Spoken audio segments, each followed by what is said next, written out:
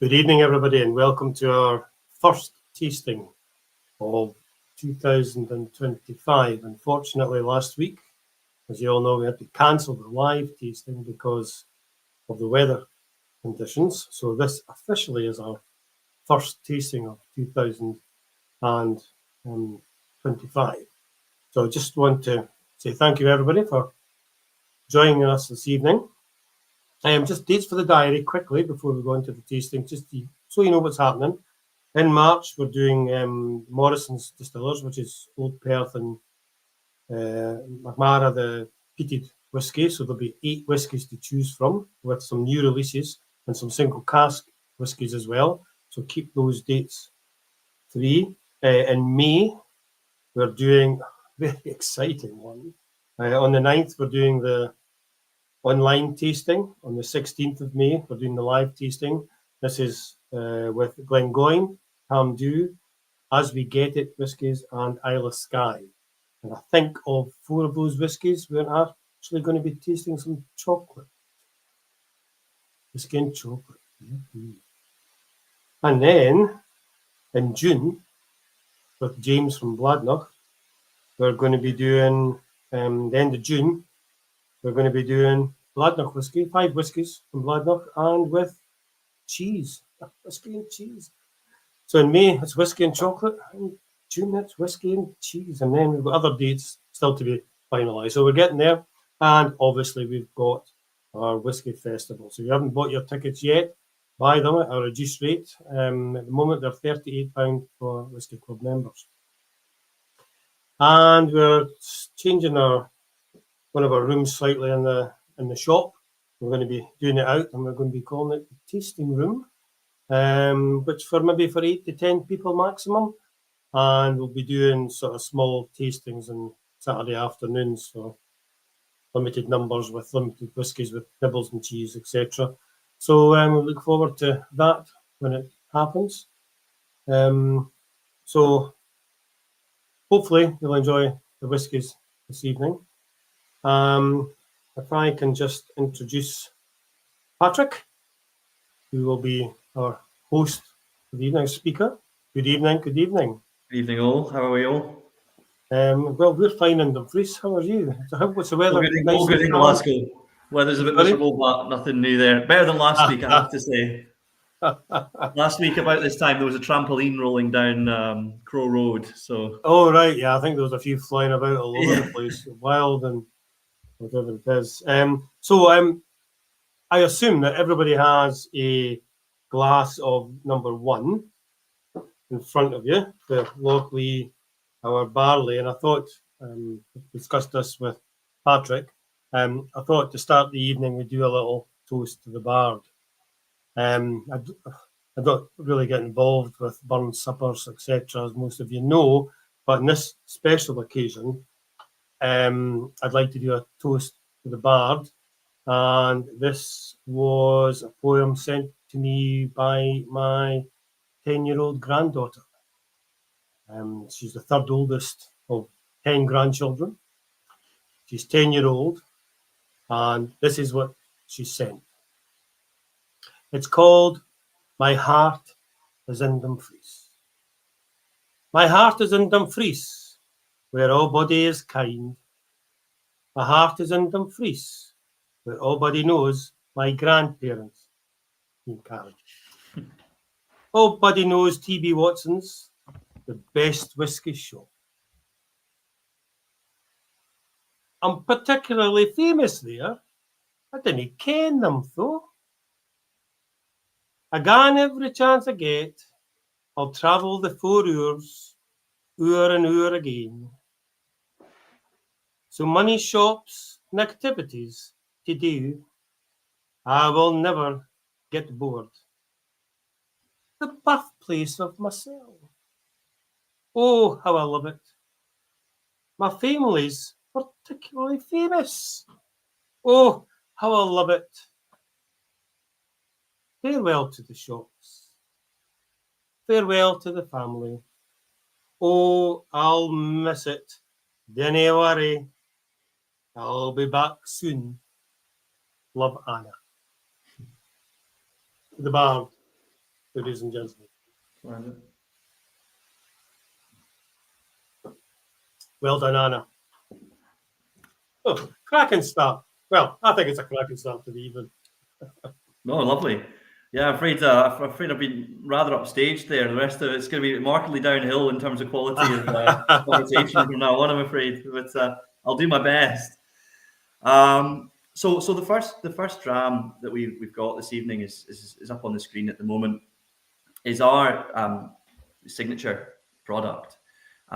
We call it our barley. Now, as you may have gathered from the wee film that we had at the start there, that the reason we've called it our barley is because we actually grow all the barley that we use for every whiskey that we make on Lochlea farm where we're based.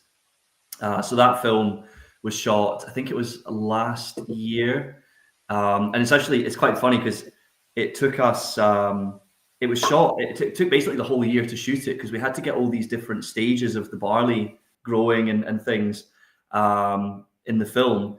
And the thing that makes me laugh when I watch it, we're a very small team. There's only about 14 of us in total. The guy that's in it most prominently is George, who at the time was our operator. And the whole film really consists of George working away pretty hard. And then I come swanning in at the end with a few of the other Lochlea team, and we head up to the field and have a nice scenic dram while the whole film's been George kind of slaving away. Anyway, I think it's quite funny, really, but one of those. Anyway, the our barley, the cask makeup for this one is basically 3 different casks types that we've used. We have first fill bourbon, we have Oloroso sherry, and we have ex-red wine STR casks. For anyone that's not come across STR casks before, these are basically red wine casks, in our case Rioja casks, that have been shaved, toasted, and re-charred, hence the STR. Sometimes they're called, I've heard them called D-char, re-char casks. There's probably a few other names that band around, but we always call them STR. So you've hopefully had a wee introductory sip of that while at the end of the poem there. But while you're having a wee try a bit more in depth, I'll go into a wee bit of the history of the distillery. So we're one of the newer distilleries in Scotland. We've been going now for just over 6 years. The farm has been there for hundreds of years before us, though. In fact, as we kind of touched on maybe slightly earlier there, the farm at one time was home to Robert Burns. His father rented the farm, and Burns himself, Robert Burns, was there between 1777 and 1784, which for anyone that's not so familiar on their Burns dates, was for him between the ages of 18 and 25. So quite formative years that he was there. It's something that we talked about a lot when we were coming up with the kind of idea for the brand and how things were going to look. Obviously, we have this piece of history that's really interesting, but we want to be known for the whiskies that we're making. We didn't want it to be the impression of people to get that we were, just kind of cashing in off of this bit of history we've got. So we've kept it fairly subtle. You can maybe see on the front of the bottle here, this is our logo, but it's also, it's like a grain of barley growing to represent the farm, but also somewhat like a writer's quill, which is a wee nod to Burns. We also have on the top of our boxes, I don't know if you can read that, it's hold it just right, dare to be honest and fear no labour, which is a Burns quote. So we have these, and probably more to the point, we always have a release on Burns Night, which obviously was the Saturday gone. Now, the 6-year-old, which we'll get onto in a wee bit, was our sort of special release for Burns Night this year. The astute amongst you will notice we didn't actually launch it on Burns Night. We launched it on the Friday, the 24th, rather than the 25th, purely just because it'd be more difficult to launch something on the weekend. But we'll get onto that in good time. The farm itself now is owned by a family called the McGee family. They live on the farm. Neil and Jen were actually in the video there at the start. They've been there for, I think, around about 15, 16 years. But up until quite recently, the farm was actually a cattle farm. So Neil was rearing beef cattle on the farm. But it's not a particularly big area that we've got. It's around about, I think it's about 200 acres. We use about 180 acres for growing barley. And it wasn't proving to be too profitable as a beef farm nowadays. So, Neil's kind of accountants and advisors and things were saying to him, look, you need to maybe come up with a different idea. This isn't going to pan out. And so Neil went away and had a think about it, and eventually came back and said to these guys, so I've got this plan for how we can save the farm and take it in a new direction. And they were thinking, oh great, Neil's finally come to his senses, he's going to give up the cows. But then he told them he wanted to start a whiskey distillery, and of course, as I'm sure you're well aware, not a particularly cheap business to get into. Of course, not only do you have the fairly substantial setup costs, you also have the mandatory minimum 3 years of maturation before you even have any whiskey to sell. Now, what a lot of places will do to try and lessen the load a wee bit financially is they'll start by making some sort of a gin, akin to sort of like Harris, for example.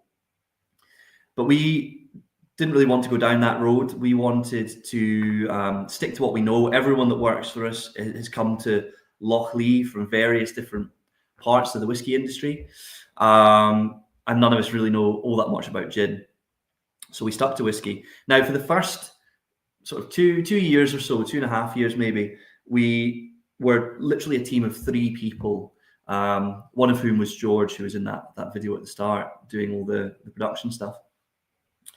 So that helped us quite a bit to keep the overheads quite low, and get up and running. And then the team grew, sort of in the year to 6 months before we had whiskey to launch. And we launched our first whiskey just over 3 years ago. It was actually Burns Night 2022, which was the launch of the first release, which some of you may remember. And yeah, as I said, we've had a special release ever since then. So I'm seeing some tasting notes coming through for the our barley, and one that came up earlier that I thought kind of hit the nail on the head is super drinkable. I've sometimes joked that there's not really such a thing as a session whiskey, but there we go, that's it up on screen. It's there's not such a thing as a session whiskey. However, if there was, this would be a pretty good case for it. I think it's we set out to design this one to be really easy drinking.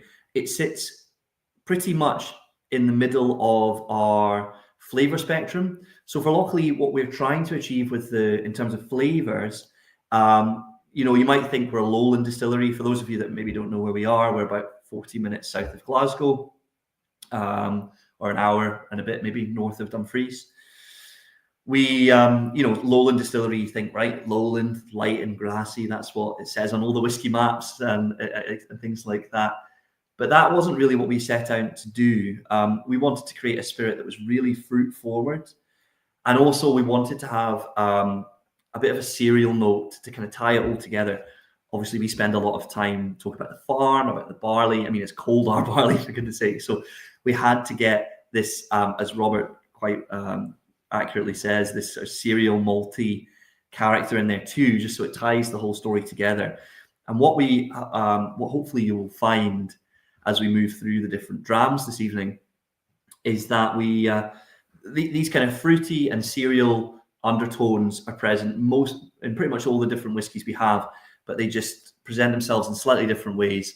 The way I like to sort of explain it is it's a bit like it's the same person but just wearing different clothes, which you can always get this underlying character. That's what we've aimed for with the releases. So they are barley. Yeah, it was one of those ones where it took quite a long time to get the recipe for. We knew that this was going to be most people's first interaction with our whiskey. This is the only one that we make at the moment that's not limited. It's basically always available, and so it has, you know, a lot of our marketing goes towards it. It's the one that you'll see mostly in the pubs and the bars and things like that. And so we wanted it to be that when people try this for the first time, probably the first time they're trying Lochlea, they have a good interaction with the brand and they enjoy the flavors, and that it's representative, of course, of our general flavor profile. So we use these 3 casks to give you an idea of the kind of ratios. Roughly speaking, about 60% of the mix is first fill bourbon casks. Around about 20% is the Oloroso sherry first fill as well, and the remaining 20% is the STR. So it's about 60, 20, 20 bourbon sherry STR. We felt that kind of gave us a good balance, enough depth, keeps it nice and smooth. Minimum strength we bottle at is 46%, so that's what this is.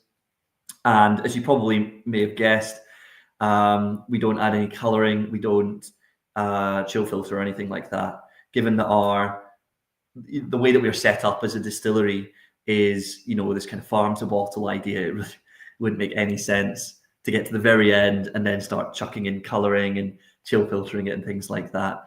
You know, we want to keep it nice and natural as we can. So yeah, that's the our barley. It's a nice one to get us started on. Very good introduction to Lochlea. Very kind of drammable and sippable. So I hope you've enjoyed it. I mean, I think it's absolutely. First thing I thought of, this would be great when people come into the shop and they say, "I don't really drink whiskey. I want to start drinking whiskey." Then this is a beginner's whiskey. I think we want to start drinking malt whiskey. Absolutely, yeah. Because it's just light, it's fruity, and you can gently then, after introducing them to this one, move them into different progressions of different styles of whiskey. Absolutely. I mean, my father-in-law, when I first started 43 years ago, he was saying, "Oh, can Lee Glenlivet? That's a good dram for somebody who wants to start drinking whiskey." I think this is a great example for someone just to say, "Have a shot of that and see what you think." Because I think a lot of people, I remember having a whiskey when I was a young. It was horrible. It was peaty. It was smoky, and my dad used to drink it. It was horrible, and it's put them off whiskey for life. Because they've never started on the right platform.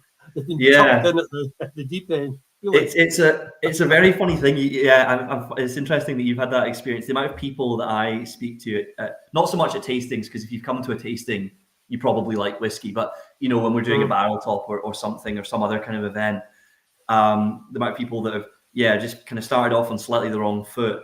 And I have to admit, I was a little bit spoiled when I was getting into whiskey because my mum used to work for AD Rattree. That's right. So your mum? Yeah, of course. Yeah, she knows you as well. So she was. That was kind of my initial introduction. Was these samples from different single casks and things coming in and out of the house, and it was quite funny because a lot of the time folk will expect it was your dad that got you into, or my dad that got me into whiskey, but it was actually my dad is fairly staunchly a famous grouse man. I hate to say it. And what's worse, well, he tends to go about 50-50 with water and whiskey, which is just not my kind of jam at all. But my mum is more interested in the, she was the one that kind of got me into it. And so I was quite lucky. I never really had that bad experience to start with. She always guided me quite well, but I've met a lot of people. And the other thing is a lot of people that have tried as their first whiskey and possibly their only whiskey up till that point, something really, really peaty from Islay. Yeah.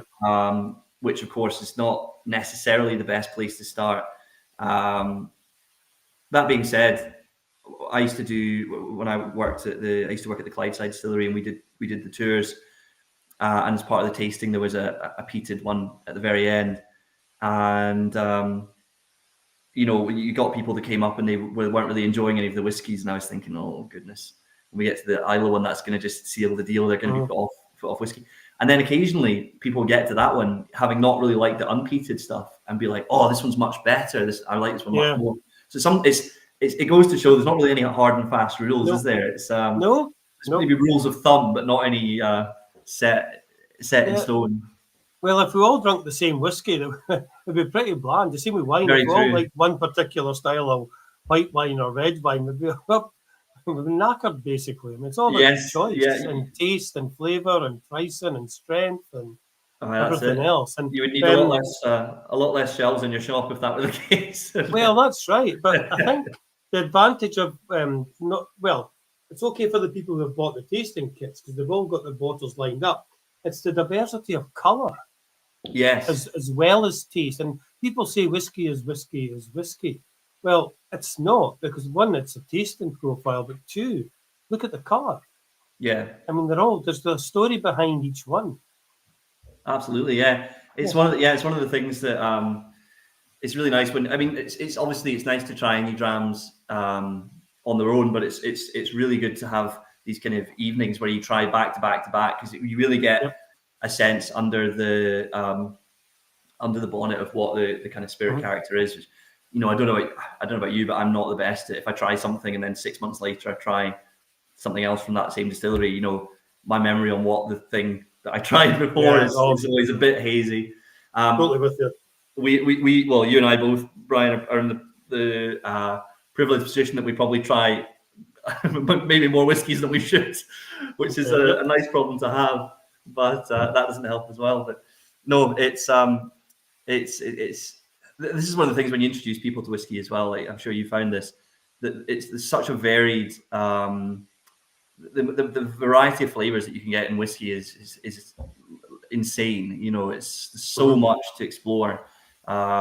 Doubtless that's why a lot of the people that watch this evening have got into it in the first place. When you realise that it's so much to try.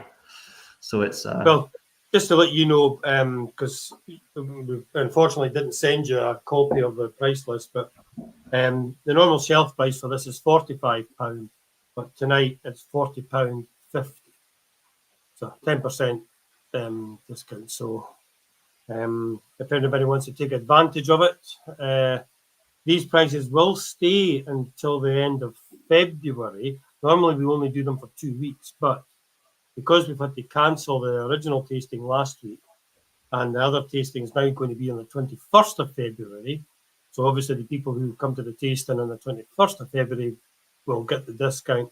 We're going to keep the pricing on until the 28th of February. So you've got a month to decide. So what you should do is buy a bottle tonight and then before the promotion finishes, the end of February, buy another bottle. Yeah, absolutely. Stock up. Although I have to say there will be, we'll take the hit on it, but there will be a duty increase as of tomorrow, the 1st of February, so the duty will rise. But we'll maintain the prices to ensure everybody gets the same price. So, but yeah, that's great. So be good to try the next one. Absolutely, let's move on. Yep. So we're moving on now into a family of 4 releases that we have that we call the seasonal releases. When we were just getting started out a few years back with trying to decide on a release structure, one of the conversations we were having is, how do we structure the different releases so that it makes sense? It tells the story of the farm and our kind of background, and also gives us this opportunity to showcase our spirit in different ways. And eventually we settled on, this what we call the seasonal release structure, where we have a different release for each season, and they follow the seasons as they pass on the farm. So, we basically have spring, summer, autumn, winter, but as we call them, sowing in the spring, harvest in the summer, fallow in the autumn, and finally ploughing in the winter. And the idea is that obviously these all fit together. Also that the flavor profile of each of the whiskies relates to that time of year. So for this first one that we're going into, this is the sowing edition here. It's on the screen as well. This one is a really, probably the best one we're going to try tonight in order to just get an unadulterated insight into our spirit, into our new make spirit, because this one is matured solely in first fill bourbon casks.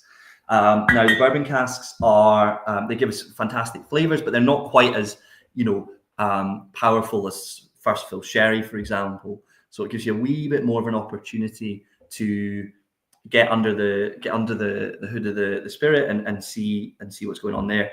Now, in terms of casks that we use, we are very, very careful about where we are sourcing these casks from. As a young distillery, you really can't afford a misstep, and it's all fine and dandy growing the barley and doing all the production and taking your time and long fermentations and all this kind of stuff, slow distillations.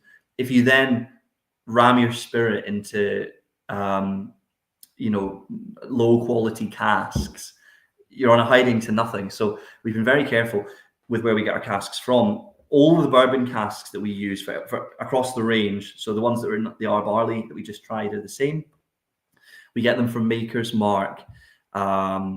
They come straight from Maker's Mark in Kentucky, all the way across the pond to Lochlea, and every cask is filled on site by us, normally on a Wednesday, and all the warehousing is on site too. So once the spirit is filled into the cask, it doesn't really leave the cask, and it doesn't leave the farm, I should say, until bottling time, which is quite cool. It means that we have really good control over the maturation. We can keep an eye on things, because of course at this early stage, one of the things that we're still learning and still getting a handle on is how does the spirit actually take to these different cask types. There's no such thing as a 10-year-old Lochlea sherry cask that we can have a look at and be like, oh, this is how it takes to sherry after a certain amount of time. So we're constantly learning, we're constantly trying different cask types, seeing what effect it has. Some of them work really well, some of them don't work so well. It's just kind of somewhat trial and error, but we are always careful that we select carefully where we're getting the casks from. Our annual production at the moment is, I think last year we were at 180, I want to say it was 184,000 litres. That's LPA, litres of pure alcohol per annum.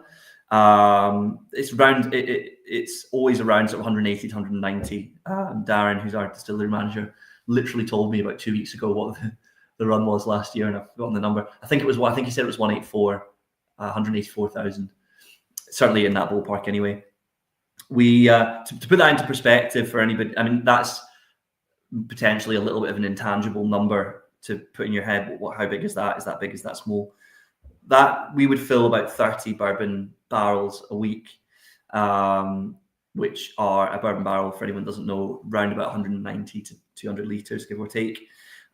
We fill about 30 of those each week and then they go into the warehouses. Sounds like quite a lot. We are actually right down the kind of smaller end of distilleries in Scotland. We're not quite at Daft Mill level of small, but we're also nowhere near some of these bigger guys that are doing millions and millions of litres each year. So yeah, the bourbon casks, of course, they give us a lot of sort of caramel, vanilla sweetness. I always get, and I don't know if it's just because of the color of the label, and I'm quite suggestible to these things. I always get apples, green apples. And what I've noticed as the releases have gone older each year, it's like the apple's being cooked a bit more each time. So with the first sowing edition that we had, or what we call the first crop, which was from back in 2022, it was really kind of crisp, bright, fresh green apples. And now, as we're getting a bit older, these casks are around about 5 years old now in this release. We're kind of getting more of these slightly more stewed apples, a bit sweeter, a bit softer, not quite so fresh and kind of crunchy. And that's just the spirit, softening a wee bit with age. So yeah, it's one of our, I think it's one of the team favorite ones. It was also the sowing edition. After we had our very first release back in 2022, the first thing that we released that realistically was going to be drank by a lot of people, because the first release, as with any first releases, some people will drink it, but realistically, a lot of people are going to squirrel it away into a collection or something like that. So I thought it was pretty cool that the first whiskey that we released, that we knew most people were going to open and drink, was just bourbon casks, because it really set a kind of baseline for this is what the spirit's like. And then we'll show you it in port and sherry and all these different things. And I think it was a nice wee kind of mark of confidence in our spirit that we felt comfortable to present it, in not quite its purest form, but almost its purest form, with the bourbon casks. So yeah, I hope you've been enjoying it. Yeah, we've certainly got a bit more. I don't know if bite's the right word. Bit more stronger taste profile to it. Sort of lasts a bit longer. Yeah. I mean, the first one, the hour barley is dangerous. It's very dangerous. I just, as you were saying, if there was a session whiskey that you would sit down and think, well, I might have 1 or 2 drams or whatever, because it's so smooth and it disappears. This one's, yeah, as you said, it's got that bit, it's like more maturity to it and a bit more flavour. So how are you finding the pricing of the casks at the moment? Are they pretty stable, or are they volatile? Or it fluctuates a wee bit, as with anything. Bourbon casks, I believe, have gone up slightly from where they were, but they're still fairly reasonable, just by dint of them being, essentially the waste product from the bourbon industry. Now, whether this is something that Mr. Trump's going to get his hands on and well, you know what, I was going to mention the T word, but I don't think I will. I know we've made it to the second round, but who knows? It's something that's obviously happened in the past, and with tariffs and things like that. I don't really know. I don't think anyone really knows. I don't think he really knows necessarily. But yeah, that could throw a wee bit of a spanner in the works. But no, it's relatively stable at the minute. We are trying, as we're setting up kind of new routes to gain casks from different kinds of casks. So one of the last things that John Campbell, our former distillery manager, was experimenting with just before he left to go to the States was, I think he bought in, 6-7 different types of red wine cask and was doing a kind of experiment with them. We've now, in sort of somewhat in his place, got Jill Boyd, who's joined us as our master blender. and she has been in the warehouse like pretty much every day since she joined us, and getting a handle on what we've got and what do we need more of and what's working well, etc., etc. And you know, she's got some really interesting ideas of different casks we can fill and new directions we can go, and it's quite an exciting time in that respect, because you know, because we're still relatively young, there's so many different directions and things we can try, and every time we fill a new cask type, it's like, oh, this is the first one of this cask that we've done, and the first one of that cask. So it's quite cool. To the question of do we bottle as well? Not yet. It's something that the grand plan for Lochlea in the kind of longer term future is to be doing absolutely everything on site. So at the moment, we, as I've mentioned, you know, we grow the barley, which already is quite a large point of difference from the vast majority of other distilleries. Obviously, all the production happens, casks are all filled, the warehouses are all on site. The things that we don't do at the moment, at least not entirely, malting and bottling. Now, malting, we do a percentage of, I would say around about sort of 15% maybe of the malting we do on site. There is plans in place to extend this to eventually 100%. We hopefully this year will be constructing our malting floor to begin malting fully on site, which will be really exciting. We've done a bit as kind of an experiment just to see how that changes the spirit and things like that. Was actually, I'll come back to that because I think it's quite an interesting little story. Bottling is another thing that we will bring on board, because once we've got the malting, the only thing we wouldn't be doing is the bottling. And you know, I don't think we could sit on that for too long. Eventually we'd have to get the bottling. So we actually do have a very small line on the site, but it only does 4 bottles at once.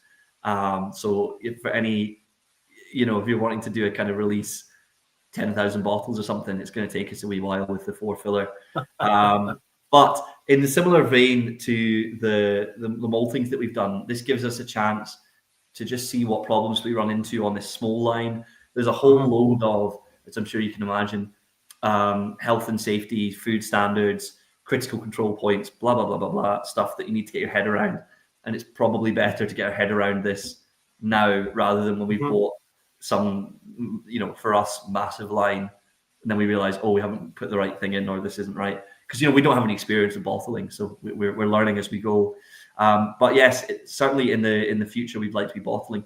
And actually, I had some people at some I think it was an importer visiting the distillery late last year, and I was sort of telling them this story or this plan, and then they said, "Oh, after you've got the bottling line, you'll need to get a glass works so you can start producing the bottles themselves." And I said, honestly, don't say that too loud, because Neil would go for that, I reckon, if he was given half a chance. But no, I think we'll draw a line at that. I think we'll have the malting, the bottling, and then and that'll be us entirely single site for every release.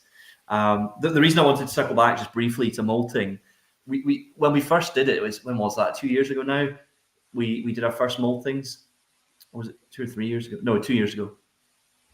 And there was kind of like a discussion in the distillery: is this going to make a difference to the flavor of the spirit or not?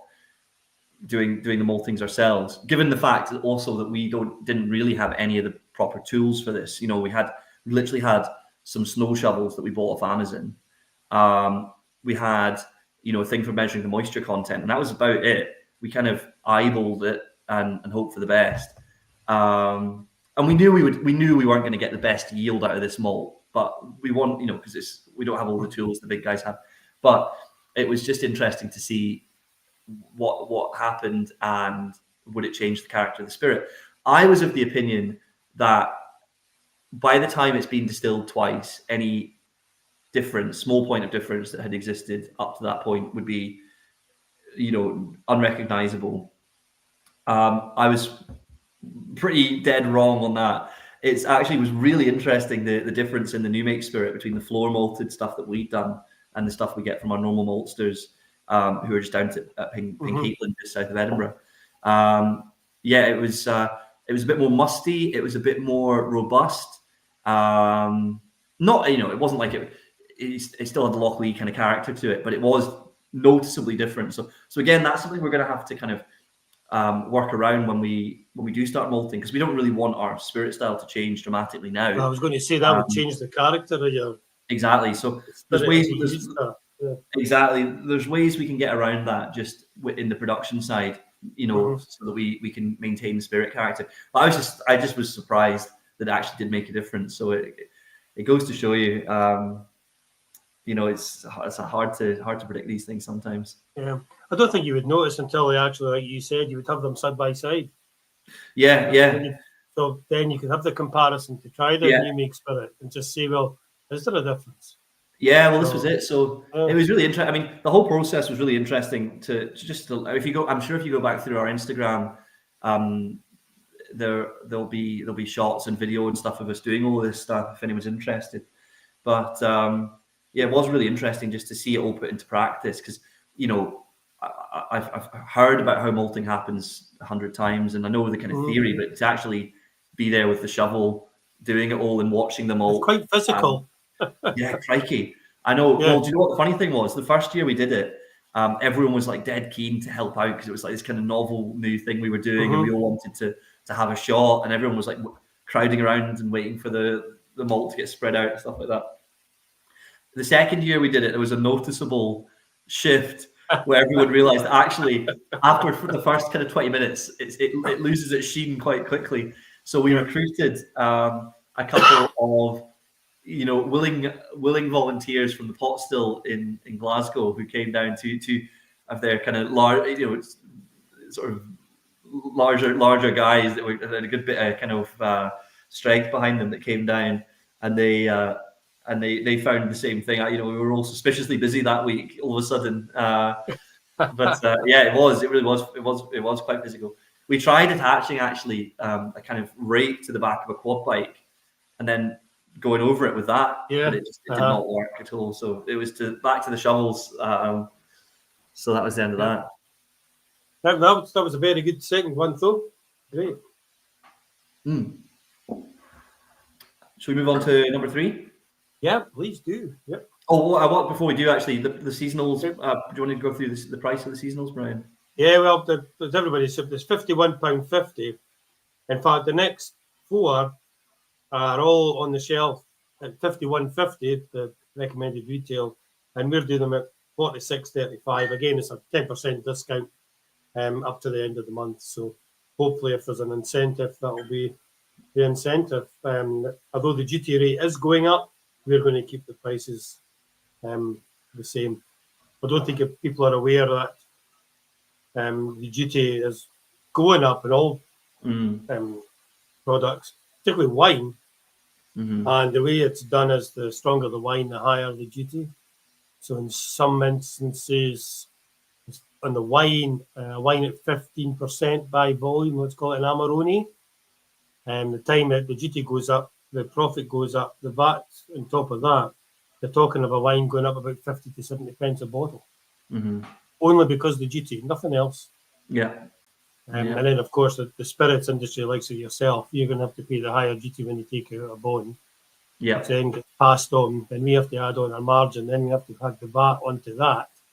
So a 50 pence or 60 pence duty increase becomes £1 by the time it hits the shelf. Yeah. Yes, I know it's not the best move in my opinion, but no. We'll leave politics aside, eh? Okay. So right. On to the harvest. Yes, on to the harvest. So, moving through the seasons now, we're getting into summertime or late summertime. We normally sow the seed for the barley in around about March. Although actually last year we were quite a bit later with that, just because the farm was flooded with all the rain that we had. We were about 3 weeks late, but anyway, around about March we normally sow the seed for the barley, and then late August, maybe into early September, we'd be looking to harvest. And incidentally, we only do just the one harvest each year. It's kind of actually quite funny that the only usable output from the farmland itself is the barley that we turn into whiskey, and all the barley goes to the whiskey. We don't sell any of it on or use it for anything else. But actually, we're only growing barley on the farm for about 6 months of the year. The other 6 months of the year, or the fallow season, which we'll come on to in a second, is really where we're just looking after the soil and making sure that it's got the right nutrients in it, and things like that. So kind of funny that, yeah, half the year is essentially maintenance on the land, and then half of the year is the growing stage for the barley. Anyway, I digress. The harvest edition. So obviously the sowing, we wanted this kind of springtime freshness. For the harvest, the late summer, we want to really draw out a little bit more of the fruity character that's there in our new make spirit naturally. And the way that we achieve this is through the use of, mainly through port casks. So this one's actually quite interesting. We started with some bourbon casks, similar to the sowing edition. And we took the spirit out of the bourbon and we put it into ruby port casks. And it was left in those port casks for 2 years. So it's not really a finish as such. It's more of a kind of secondary maturation. And the initial plan was that we would, after the 2 years, these casks would make for a very nice harvest edition. The port would have brought out some of the fruit. The bourbon would have contributed some of the softness and the kind of more, maybe some of the sort of vanilla and sweetness, things like that. But what we found when we actually tipped the casks, they just were lacking a wee bit of weight. They just needed a little bit of something else. And we experimented around with different levels of adding some first fill Oloroso sherry to the mix. We started off by adding, it was about 20% of the mix we took to sherry. Way too much. The sherry was too powerful. We'd lost the kind of jamminess of the port. So we rolled it back. And eventually what we settled on was to just basically add in one Oloroso sherry butt to the mix. And that took us to around about 8% of the volume being sherry. So it's almost entirely this double matured bourbon into port with a bit of sherry to give it a bit more of a third dimension and a little bit more weight. Obviously, given this is the kind of summer or end of summer release, we really want to draw out the fruitiness. I always think like jam on toast in this one, or kind of jam donuts, things like that. That's that combination of the cereal nature that we talked about, with the first couple of drams, and then adding in this fruitiness, and you get this kind of jam on toast, jam donut, little pastries, kind of things like that. It's a delicious dram. Really, again, really easygoing. Maybe more akin to our barley in that sense. Really soft. Again, like a really nice dram if there's people that are not, maybe massive whiskey drinkers. This is a nice one to introduce them to. But it's just a pretty easygoing, soft one. I had somebody at a tasting last year describe the harvest editions as Wimbledon whiskey, because it's like the strawberries and cream kind of style, and I quite liked that. So I kind of nicked that little tasting note. But really, really fruit forward and sweet. Hopefully you guys are enjoying it too. Yeah, well, funny enough, I was just letting Karen try the whiskey. She's trying the whiskies tonight. I was just having a sip of mine. And then I went over, I said, this is really fruity. And then you echoed my my thoughts on it. Yeah. Aye, very jammy and just lovely. Yeah, really, really jammy. That's kind of what we're aiming for with this one always. It's been a bit of a favorite. People tend to, I think there's certain people this one really particularly appeals to, and they kind of come back to it quite a lot. I'll tell you a funny wee story about this one actually. So as you probably noticed as we're going through the different seasons, we have these different colors for each season. So green for spring, kind of this kind of coral color for summer. When we were first doing the labels for the harvest edition, it's tricky because sometimes you give the printers this like certain color and they come back with totally the wrong thing because it prints differently on different types of paper. The first bottles of harvest edition came back and they were literally neon pink, the labels. So bright pink. And I was like, there was a point where we were all stood around them in the office, and I was just thinking, how am I going to try and pretend that we've done this on purpose, because it wasn't even like it was a nice kind of baby pink. It was so bright. It was like we tried to make a point with it. And Darren, who I think I know you know him, Brian, he's been a member of the club, I think. Our distillery manager now, Darren, he said, if we chucked a couple of glow sticks in with each bottle, they'd fly off the shelf because it did kind of look like that, So yeah, luckily we managed to change the label color around in the end, but it was a bit of a panic. It's almost like a pale rosy wine color to it. There's a tinge there. Slightly different. Yeah. That one there. So yeah, it's a nice one, nice and sweet. Yeah, pretty straightforward, really. And do you produce the same amount of bottles every year for each expression? Roughly, we play around with it a wee bit, but roughly speaking, yeah, we're normally around about globally for each seasonal release, around about 8,000-9,000 bottles, give or take. Some we do slightly. We tend to do slightly more of the fallow edition, which we'll get onto in a sec, because dark sherried whiskey tends to go a wee bit faster. But yeah, we round about that amount for globally for each of the seasonal releases. Yeah, we touched briefly on what we're doing in the shop. We're changing one of our rooms and just calling it the tasting room. And what we have is the dark blue tasting glasses. Oh yeah. So one of the things we're thinking of is like, here's a range of whiskies, but they won't know what they are. They can't be influenced by the colour because they can't see the colour. So they'll just be on the taste profile and on the nose rather than the eyesight. So that'd be quite an interesting one to do. We're looking forward to doing that. Yeah, it's a very, I don't know if anyone in the that's watching along has ever done that, where we've got the same glasses at the distillery. To be fair, we don't use them all that much, but I have used them a couple of times, and it is quite surprising how it kind of wigs you out when you can't see the colour. Yeah. I don't know about you. I suddenly started second guessing everything. I was like, hang on a second, and it goes to show you how seeing the colour, your brain is expecting certain things. Yeah, well, you've taken away one of your senses. Yeah, exactly. Well, exactly. And it's so funny how much difference it actually makes. I was very surprised the first time I used one. I was like, oh, this is really kind of throwing me off. I think because when I see, if I see the color, even if I don't really realize it, I've already started telling myself a story about how I think it's going to taste based on that, which of course sometimes is correct, but sometimes it's not helpful at all.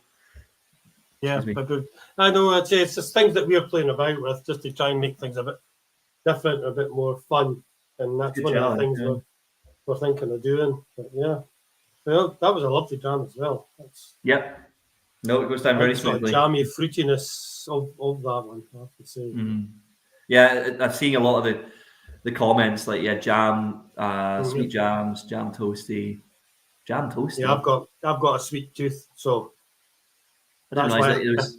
Oh, I didn't realize there was such a thing as a jam toasty. Have you ever heard of it? Like that. I've never been in there. Yeah, I've never had a jam on toast. Yeah. You know what? We might do it at the live tasting. That'd be quite good. If I can get 50 toasty makers lined up ready to go at the same time. Sarah asks. That would be a first. That would be, yeah. Well, yeah. I don't know. Anyone's ever served jam toasties en masse? Sorry. Let me harvest that crop of fallow crop every year. So the crops I kind of touched on, we have like the first, second, third, which denotes which year of release they are from our kind of starting year. So the third crops are, kind of the third year. Now the seasonal release structure that we have at the moment is actually, this is the last year that we're doing it. The third crops will be the final crops that we do of this style, at least for the time being. Now we've had the sowing, we've had the harvest, the fallow we're moving on to in a sec. The ploughing third crop isn't released yet. That will be in late March.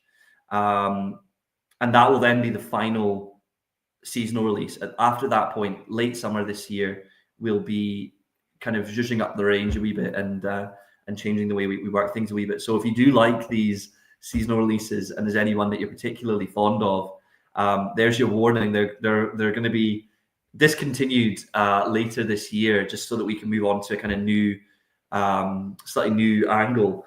I think we've done it, 3 years on the trot now, so I think we've kind of done a good amount of these, and I think it was time to try a slightly, a new idea and a slightly new direction.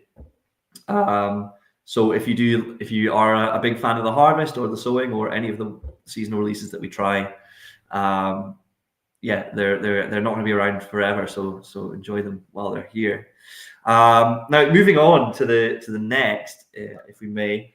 This is our fallow edition. So this is our autumn release. Now, obviously at autumn time, or fallow, where we leave the fields to rest, the nights are coming in a wee bit. It's getting a bit colder. The weather's getting a bit worse. So we wanted to have a whiskey that was kind of nice and cozy for that time of the year. Something that was a good kind of getting into winter, warmer. And obviously the kind of the route to go to achieve this is the sherry cask route. So this is this is what we've done here. Now the color is pretty intense. It's all natural. I must say we haven't added any artificial coloring to this at all. We're just, as I kind of touched on before, we're really just carefully selecting these very, very active casks. And for our sherry casks, we get them all from Miguel Martin down in Jerez. And once again, similar to the bourbon casks, they come straight from Jerez all the way to Lochlea, filled on site, warehouse on site, etc., etc. So that is how we managed to get to this kind of level of color naturally in a relatively short space of time. Again, this is about, give or take, around about 5-year-old liquid. Now, the thing that I find somewhat surprising about the fallow edition is that you look at the color, and kind of this slightly touches on what Brian and I were talking about just there. You look at the color and you see how dark it is, and you're thinking, right, we're in cherry bomb territory. You might be surprised when you try it how actually gentle it is, given that dark color. It looks like it's going to be big sherry bomb, really dry, and all these kind of things. I actually find it to be really quite juicy and quite soft, and a lot softer than for me anyway, than I expect it to be, judging by the color. So it's quite interesting. The thing with sherry casks is that they obviously produce really nice whiskies. The problem you have with them, in my experience, is that they can be very difficult to rein in, and sometimes you can get to a state where you have this whiskey which tastes lovely, but it kind of just tastes like sherry, and it gets very tricky to pick apart any distillery character that's been in there, because the sherry is just kind of marched all over your spirit. And of course, you really want it always to be ideally a balance between the kind of cask influence on one hand, but also the distillery's character in the other. So we've tried to be mindful of that with this release. So even though it's this heavy sherry with the dark color and all these kind of things, there should still be that kind of Lochlea-ness underneath, the kind of cereal, fruit, bit sweeter, things like that. Andy says toffee, definitely. The cask sent over intact. All the casks are intact. We don't have any real coopering capabilities on site. We can do very basic things, but we wouldn't be able to rebuild a cask that was broken down. We can do things like, when the casks are shipped, obviously as they ship they dry and the wood contracts, and the bands that run around the cask will slacken just due to the wood essentially shrinking a little bit. So sometimes you need to go around with a big hammer and I think it's not really a chisel, but it's hard to explain what it looks like. It kind of looks a bit like a doorstop, and you basically go around and whack the hoop down. And so next time you're in a warehouse, if you've never noticed this before, on a good load of the casks where the bands are, you'll notice that you can see where the band has been moving over time, because the kind of rust from the band has stained the wood slightly. So that's one of the things to watch out for next time. Now that I've said it, if you've never noticed this, you will you'll start noticing it all over the place. We can do things like that, but yes, all the casks are shipped intact, so that they keep their kind of integrity. Sorry, I'm just reading some of the comments here. Yeah, very, very Moorish. And yeah, it's a nice one. Nice, and I kind of call it like a fireside whiskey, this one, nice one for the colder nights. This is more lip smacking. Yeah. Sort of style of almost, now I think we're into the kind of more sipping whiskey. Enjoy it, just as you say, let's just enjoy it and savor it. And just when I look at your bottles, changing the subject completely, it's quite an iconic bottle that if you saw it in a bar from a distance and you couldn't see the label, you would know it's a Lochlea.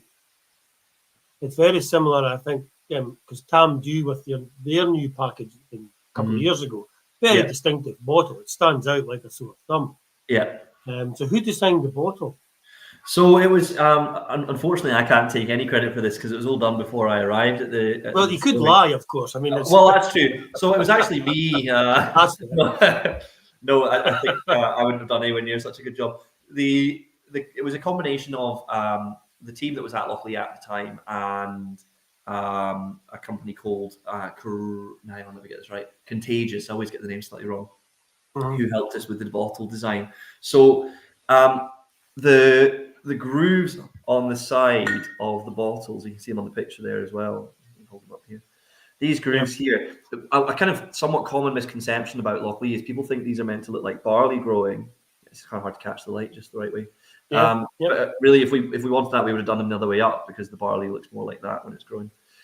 These are meant to be like the tractor tire tracks.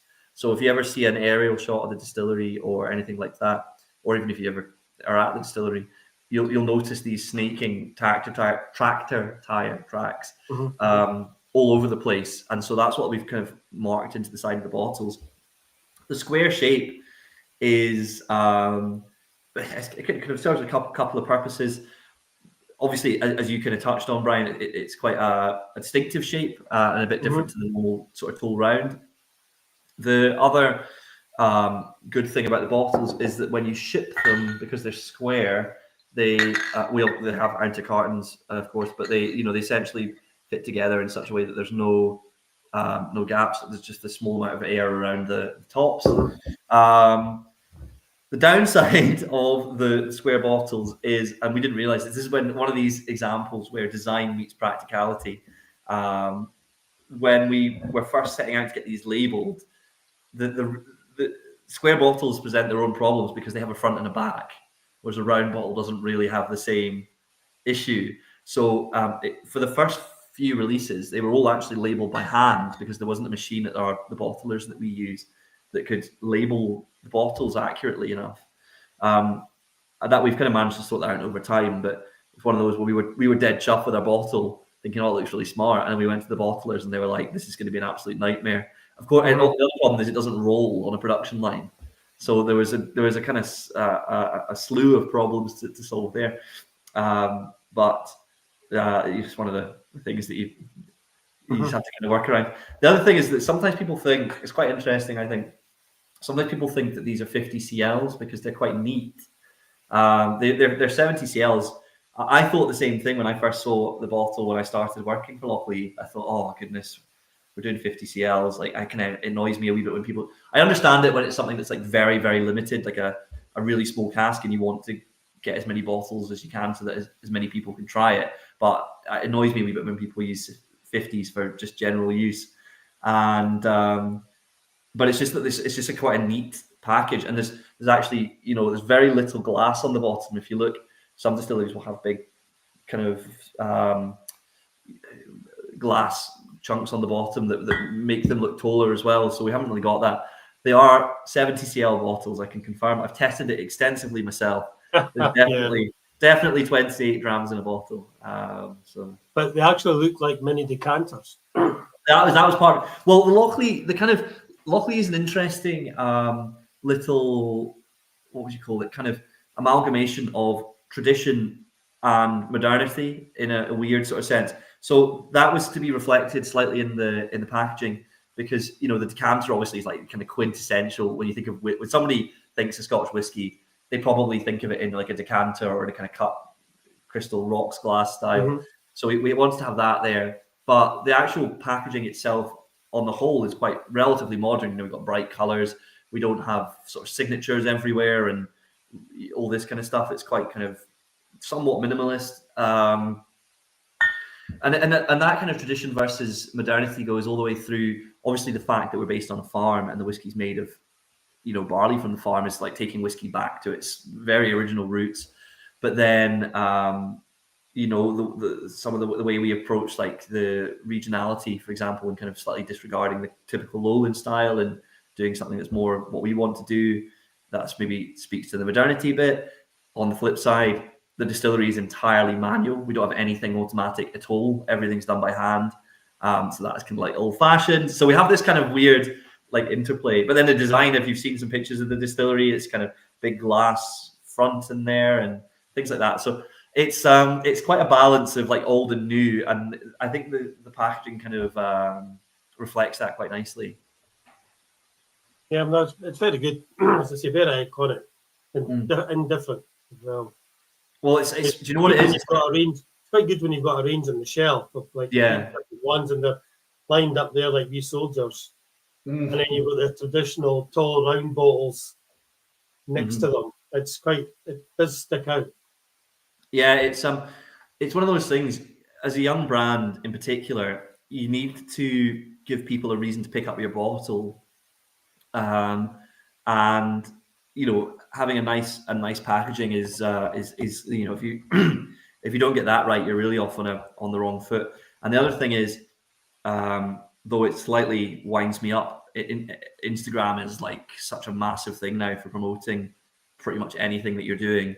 So if you have a photogen and a bottle that looks nice to photograph, then people are going to photograph it, and then it's going to be shared on all these different platforms, and then that's free marketing for you. So yeah, there's a degree of kind of practicality in it as well, from the promotional sense too. But no, I do like our bottle style for sure. Oh, I'm glad to hear that the follow's going down nicely. It's normally about my favorite. Anybody that loves this sort of sherry cask, this one's gonna be right up your street. We'll move on eventually. Actually, the last dram of the tasting, not to get too far ahead of myself, is our cask strength batch 2, which is a very heavy sherry. So if you do like your sherry whiskies, that one's right at the very end, and that one is more in the direction of sherry bomb, I think.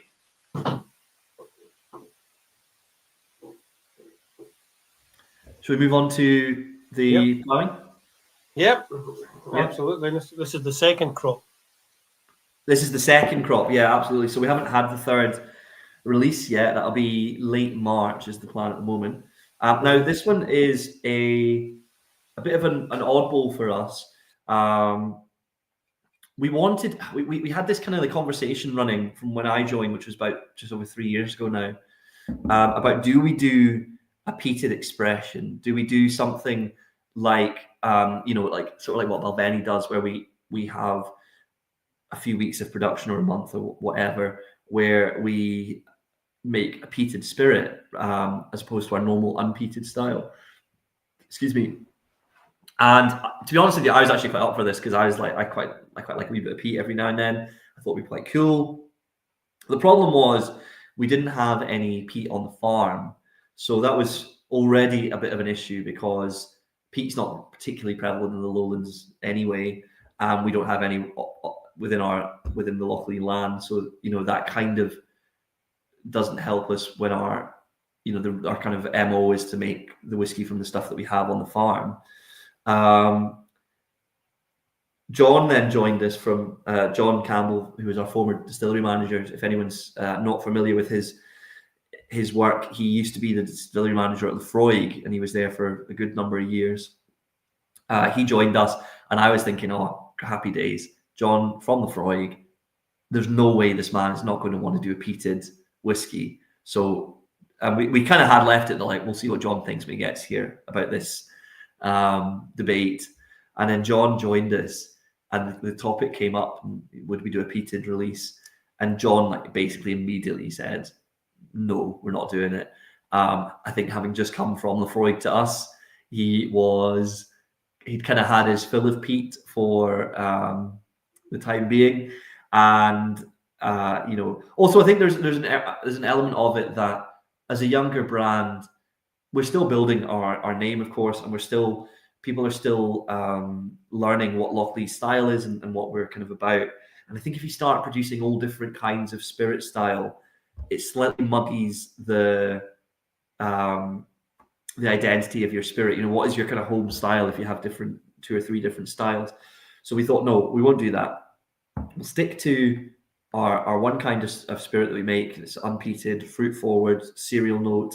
But to get some of this peat influence that we wanted to play with, we decided that we would get some ex-peated casks, so casks that had previously held a peated whiskey. We managed to get some casks from a very prominent Islay distillery. I'm not really, strictly speaking, supposed to tell you which one we got them from, so I know that's going to be the next question that pops up in the chat. However, given that John had just come to us from Lefroy, and given that Lefroy's casks are tipped here in Glasgow, which is 40 minutes up the road from Lochlea, you may be able to put 2 and 2 together for yourselves as to where we got those casks from. Again, similar to the fallow edition, obviously peat is a very dominant flavor as well, and so that was a concern that we had about: would we find that the peat dominated the spirit too much? Would we lose our kind of signature style with the peat coming in? So that was something that was managed very, very carefully. And what we've ended up with is a spirit where the peat is there, and you can certainly taste it, but it's very, very mild. So even anybody that's listening in who is not really a peated drinker, you might still find that you like this one. And we've had that multiple times in tastings where I said or introduced this as the sort of peated expression, and and then there'll be a groan from the back of the tasting. Someone says, "Oh, I don't really like peated stuff. It's not really my kind of thing." Only to find that this one, because it's quite gentle, it doesn't get really up into your up into your eyes or anything like that, like some others do.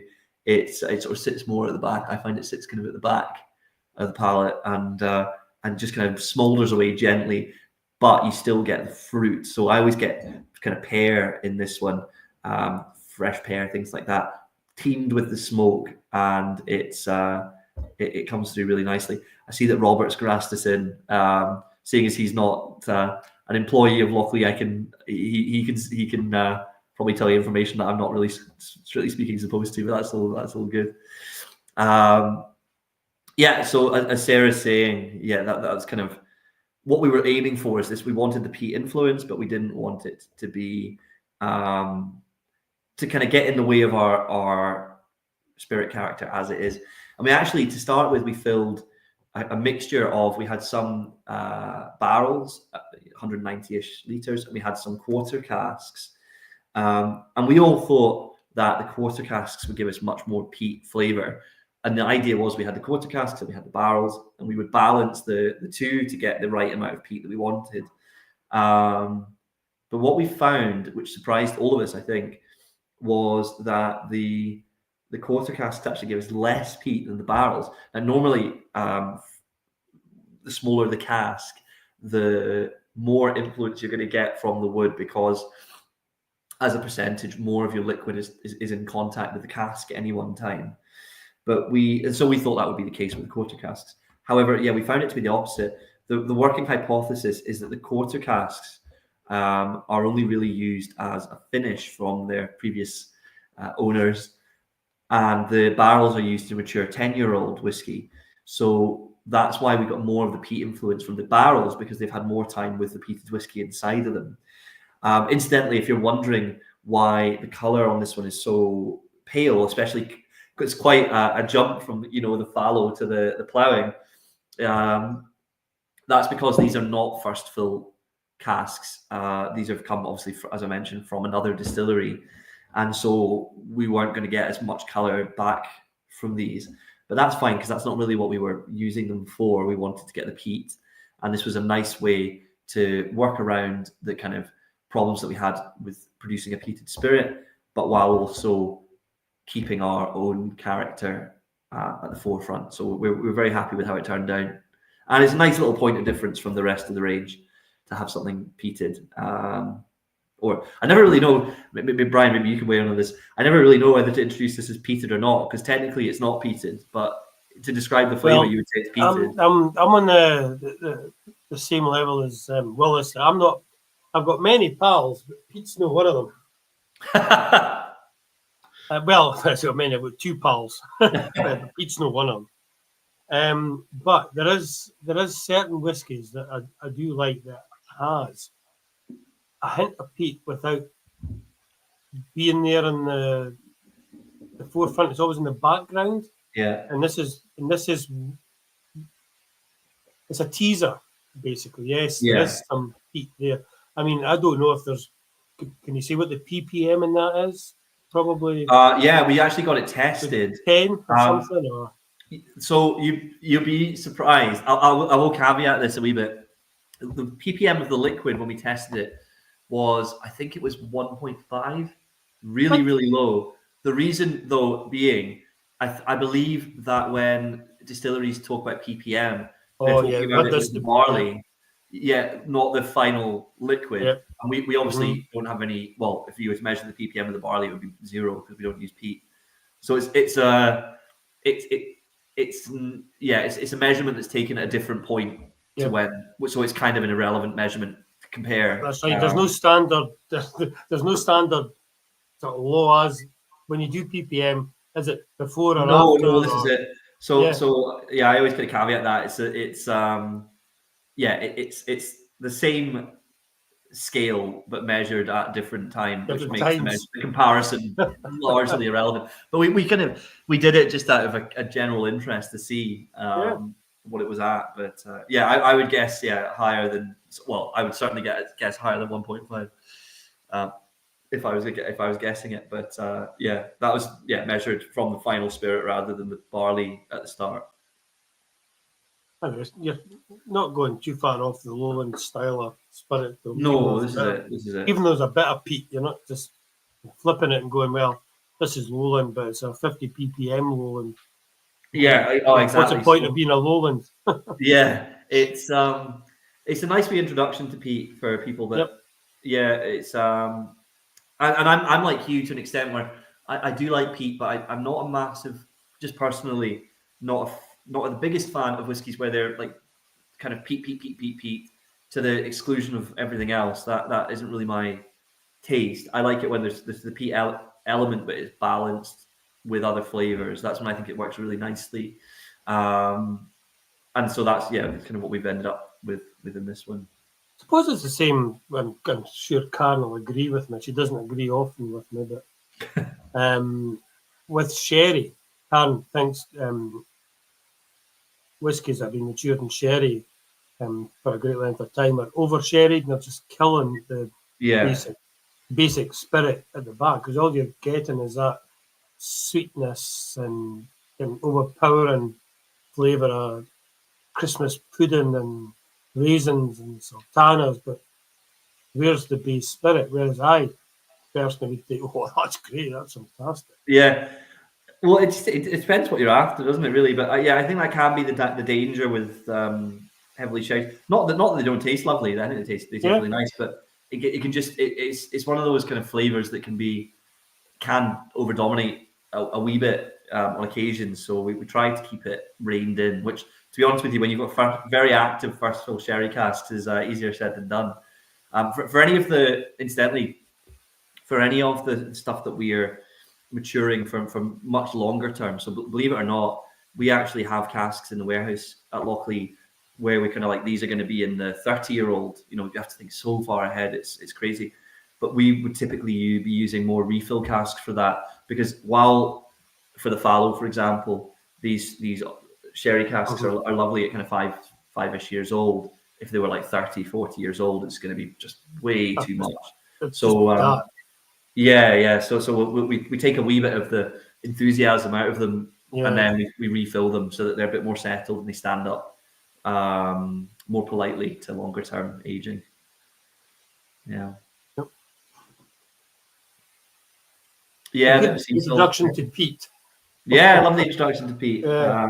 And a nice wee spin for us, a nice wee slight Mm-hmm. point of difference, bit of a twist. It's probably the kind of oddest release that we do at the minute with these peated casks, where it's just a little bit left of field. But yeah, we don't want to be so left of field that we're in a different farm. So we tried to keep it Lochlea style. I agree with Andy's comment there as well. Don't know if it's been up in stream yet. Yeah. Yeah. Good stuff. Yeah, it's just getting the balance, though, isn't it? As you say. Yeah. Yeah, definitely. I mean, like all these things, it's always the balance. Yeah, but we've been very careful with it to try and keep that balance. Just so.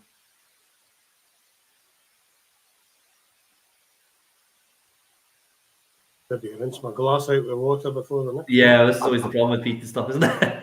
Yeah. Yeah. Incidentally, for anyone that's wondering why we didn't put the peated one at the end, because that's generally speaking the that's normally you put peated whiskey at the end.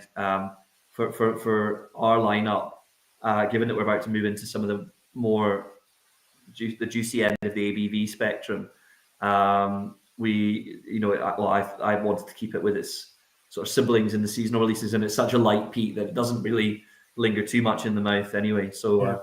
I think if we put it at the end, it wouldn't be coming through as much. Yeah, because you're basically going by ABV from. Pretty much. Yeah. Well, yeah. Yeah. Well, now we come to the 6-year-old. The new kid on the block. Well, yeah. Aye, the one that we don't have a lot of. Well, yeah.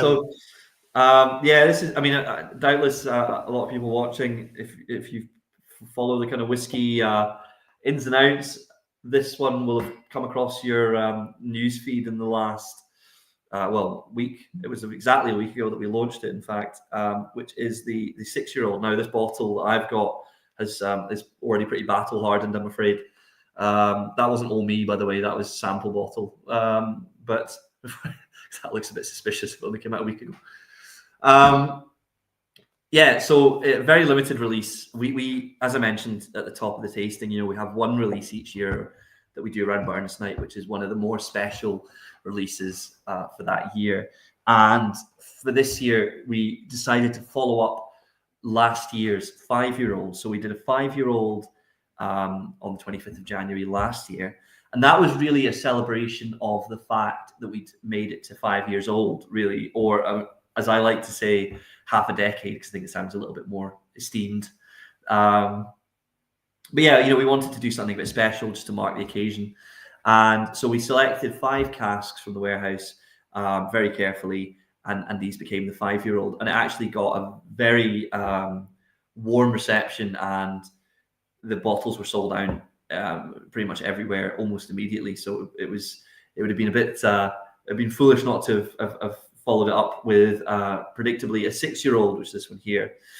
Now, we've stuck to the same sort of MO. It's 6 casks this time rather than 5. We produced just around about 2,500 bottles of this globally. We kept about 500-600 in the UK. I'm not 100% sure, but there's a decent chance that Brian is the only person that's got any left now, because I know that the vast majority of places sold out on day one, and we had an almost constant stream of inquiries coming through the Lochlea Instagram asking where people could still get it, but most places were sold out basically, within the first kind of few hours. So the casks used for this one, because we're only using 6 casks, and because it is such a special release, we really chose some of the best casks that we had available to us in the warehouse.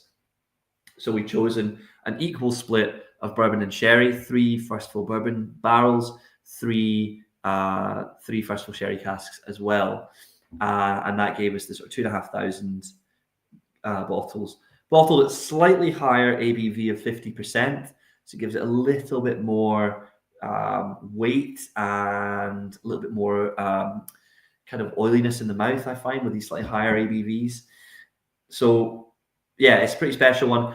I'm loving the fact that we are sampling it this evening, because as Brian and I were discussing this just before the tasting started, you know, we very rarely do tastings with these kinds of releases because they're almost always sold out everywhere pretty quickly. So it's lovely to get to work with it for an evening. And, you know, yeah, we've chosen these casks to be kind of to really bring out the Lochlea character and kind of show what we can do, and also to give, you know, a little nod to our intentions in the future to bring age statements to market in a more permanent way. So we've had the 5-year-old, of course, we had the 6-year-old just now. In the future, though, we will produce a kind of 8, 9, 10, and so on years old whiskies that are available more permanently. These little limited editions are kind of teasers and show what we're up to, you know, in the warehouses in terms of age. But in the future, we want to have, you know, 10, 12, la-di-da-di-da-di-da. So yeah, Brian's very kindly kept some bottles back for the tastings. I believe he's got a ballot system, which he'll maybe talk about in a minute. Because yeah, there really wasn't many of these to go around, I'm afraid, and it's difficult to split them up between the rest of the country. Yeah, we were in between a rock and a hard place. I think it's because we were doing the tasting on the 24th. That was the release date. Yeah. So question was, do we let people try this limited edition at the date of the tasting, at the date of the launch? Because there's so little of it. And Yeah. we're talking about a handful of bottles. I mean, basically a handful of bottles. But why not let people try between this tasting online and the tasting that we're doing and now rescheduled for the 21st of February? There's 100 people getting to try this whiskey. So, I mean, that's a plus. Absolutely. It's got to be a plus that we've let 100 people try a very, very limited edition whiskey. To the detriment that we've obviously had to open our bottles of the allocation towards the tasting. But the whole point is let people taste the whiskey. Absolutely, yeah. And if we've only 4 or 5 bottles to go into a ballot for 100 people, assuming that 100 people want to order a bottle, then so be it. Yeah. At least everybody's tried it. Yeah, absolutely. So no, it's I mean, how many people could put their hands up in the UK and say, I've tried a 6-year-old? Not They many. might have a bottle, but I bet you they've not opened it. Well, this is it, isn't it? It's not many really, because like I said, I think we had about 500-600 for the UK in total. Yep. Of those 500-600, yeah, you've got to assume that probably at least 2/3 of those are going to go into collections and not be opened. Yep. So that takes you down to 200 remaining.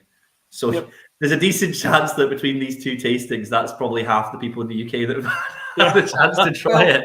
But that's, I mean, Lee, as you know, my daughter worked for a distillery, and she's always said from day one, whiskey's for drinking, it's not for collecting. Yeah. And if everybody collected it and didn't drink it, there'd be no whiskey industry, regardless of the price, etc. So she's a believer. Dad, if you give me a bottle, I'm going to open it, regardless of what it is. Yeah. So as a result, I don't give her any. I give her wine. Anyway, she's quite happy with that. She's quite happy with that. But that is an absolute stonker. Yeah. Look at the colour. Look at the colour. Yeah, it's a lovely colour. Again, we go by colour. If that was in a blue glass, I wouldn't be going by colour, but the nose, the taste is absolutely superb. It's got an interestingly slight. I thought when I first saw it, it's got an interestingly slightly reddish hue. I'm not entirely sure quite where that's come from because Well, it's sherry and bourbon, but yeah. got I a don't think I read relatively- a shoe in this one. The lighting that you've got. I don't know. Possibly, yeah. But no, we're dead chuffed with it. It's a nice VX, and also like I'm sure people have seen it, but it comes in the slightly more deck tank packaging and stuff, and it was a nice kind of design exercise for us, and nice to just elevate the brand a wee bit with the packaging and stuff like that. So yeah, special one. That was a good tasting note from Del Boy there. Oh, I missed it. I think where was that? Aye, Bobby Banford, lovely jubbly. Lovely jubbly. Oh, I see. Cinnamon That's blonde your ones, nickname, yeah. new Bobby. We're going to call you Del Boy. There you go. No, so we're dead chuffed with it. It's yeah, like I say, it's lovely to get a chance to do it in a tasting because I'm not sure if any of the rest of the team are doing it in any tasting, so I think this could be a very unique one. Yeah, but it must to some extent it must be slightly annoying. You spent a lot of time selecting the 6 casks. I mean, you don't just say I'll have that one, that one, that one, that one. No, yeah, exactly. You spent a lot of time as accompanying individuals with your experience to get what you think is the perfect whiskey for such an iconic. Oh, I'm off screen. You're on screen on my end. Oh, sorry. I'm sorry. I'm IT incompetent. You can still talk. I can still talk. Okay. I can see you, Brian. I don't know if it's just. I can say that. Hello, everybody. There you go. I lost my train of thought there. Spending so much time producing the whiskey. Yes. At least somebody was listening. Well done. Take that boy's name. Well done. Well done, that boy. Spend all that time to get the whiskey that's perfection to launch as a 6-year-old. And of the 2,500 bottles, 2,000 are unopened. And you're going, what's the point? It is one of those things. It's a kind of slightly cruel irony that you spend. We spend all this time, and then realistically, we know deep down it was the same with the first release that a lot of it's not going to be opened. But you know, it's one of those things. I mean, it's not to say we don't spend a lot of time on older releases, of course, but these ones we do spend in particular. We make them a little bit more attention than we would. At least you can sit back and say, well, there's 100 people in one whiskey club are going to be trying it. So. Exactly. No, so it's lovely anyway, to work with it. Good choice. Excellent. Yeah. Absolutely excellent. Ready for the next? Yeah, can't wait to try your 60-year-old, by the way. 60-year-old. If that's a benchmark, I cannot wait for your 60-year-old. Yeah. 6-year-old will be yeah. Oh God, I hope so. That's a long way. Put them special casks aside. Yeah. Put a mark on them. Yeah, no, well, we have done. We're good at building up. Yeah, You know, it's an interesting conundrum, warehouse management for whiskey, because you, on one hand, you don't want to get to 40 years old or whatever and have loads and loads and loads of casks, because there's only so many people that are buying 40-year-old whiskey. Yep. Mm-hmm. On the other hand, you don't want to get to 40 years old and have no whiskey or too little whiskey. And so you've got to, I honestly don't really know how they do the maths on this to work out how much we hold back and how much we need to produce. And how much you bottle most of it as a 25 or a 21, which is more affordable. Then you've got less of a 30, 35 and a 40 and a 50. Yeah. And supply and demand. Yeah. Well, in 50 years' time.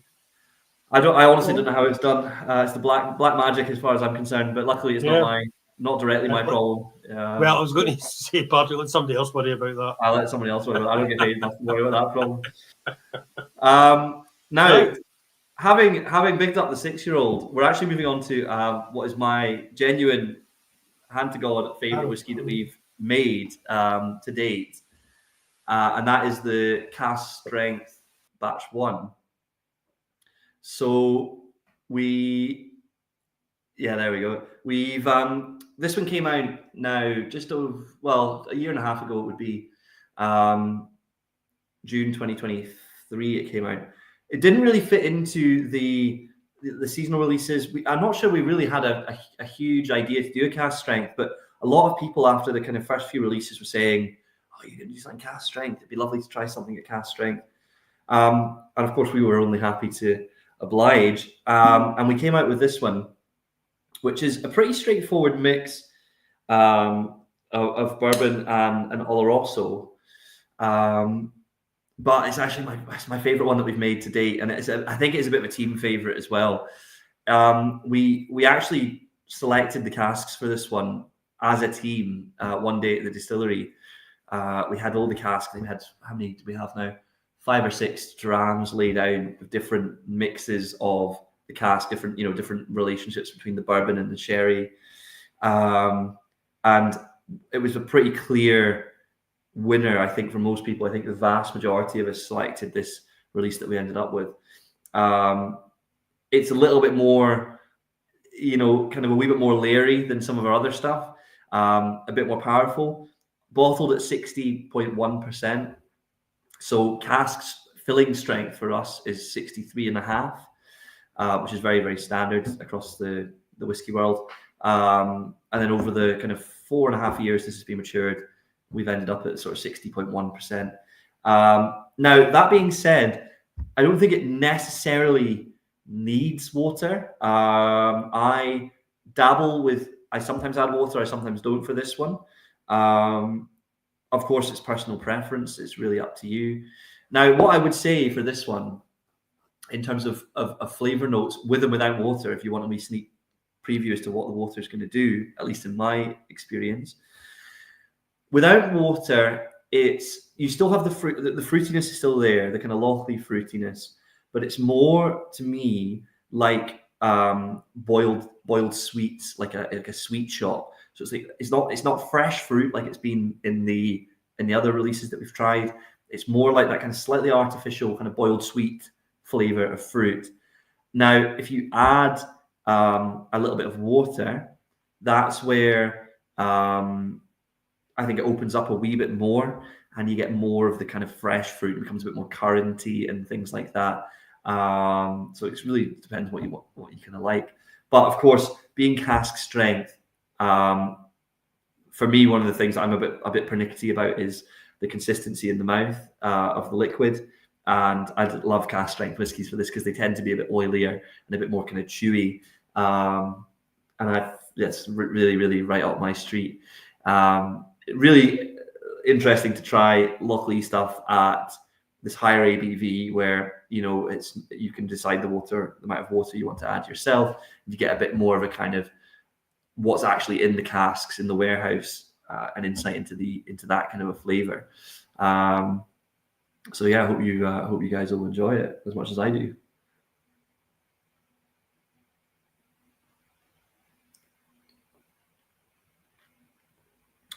Yeah, you definitely sort of feel the step up in power, and the kind of oiliness of the spirit really sticks in the mouth. Nice long finish. Yeah, exactly. Sorry, Mark's literally just taking the words out of my mouth there. Really coats the mouth, and you get this beautiful, lingering, kind of fruity, warming finish. I could go on about the cask strength batch one all day. It's one of my absolute favorites. As I say, even I'm lucky that I get to try everything that we produce, and I'm still waiting for one that I like better than the cask strength batch one. It's just my taste, but it's got a dear place in my heart. And actually, we've there's not very many bottles of this now either actually around, so I need to get on and buy some before it all disappears into the ether. That was a question I was just going to ask you. As the fact that it's batch one, how many are left as such? I mean, I don't know the exact number, but we don't have not any that much though. No, we don't have any at the distillery, so it's whatever's in the market is in the market, and that's it. And it's one that I see it occasionally, but I don't. It's certainly by no means is that like every shop that we work with has stock of it, so it is kind of running out. Of course, batch one of anything gathers a bit more attention. Yeah. So there's that aspect, but it's kind of sadly it's it's kind of on its way now. There's not So too many. basically, what we have in stock is what we have in stock, and we can't get any more. That's it. Yeah, if you Okay. I just if want to you- rearrange the price a minute. Hold on a sec. yeah, exactly. Put the price up. Yeah. Chris. No, this is. I wish it. we had So- this conversation before we went live. Yeah. Jeez, Mr. Trick there, eh? We probably No should have that. income tax, no. Goodness gracious me. Aye. No, lovely. A lovely mixture of bourbon and sherry, though. Yeah, absolutely. Yeah. All first fills again. Same sources as I've discussed before. We get the bourbon from Makers, the sherry from Miguel. All first fills, so it's got a lot of flavour coming through. But it's a bit of a special one. Actually, just on the subject of one of the things that I like about the cask strengths, we use the kind of the seasonal releases have the very bright labels, and these ones just have a slightly more kind of grown up look to them. They're a bit subdued. Yeah, they kind of I think the dark, the kind of grey, and the gold foil that's on the bottles kind of pops quite nicely. But we were going to use this color initially for the ploughing edition, because the charcoal kind of grey color would have suited with the the kind of smoke. That was the idea. And eventually we went down this kind of ice blue route. And I was actually a little bit gutted. I was like, oh, I really like that grey colour. I wish we'd used that. But anyway, here we go. And then when the cask strength came along and we got the first sort of sample bottle back to the distillery, and it was in the kind of black or sort of dark, very dark grey box and all that, I was like, oh, that looks proper. That looks really good. And it really sets it apart from the rest of the range, that it's a little bit more menacing. Yeah. Oh, it's very good. How long did it take you to get to the balance of 50-50? Was it a long tasting process? Or? Not particularly. What we did, the way that we did it was John would set them up in the tasting room at the distillery, and we were all to go in, and we didn't know, he just had them numbered 1, 2, 3, 4, 5. Yeah. I think, I remember now, I think it was 6 in total. Could have been 5.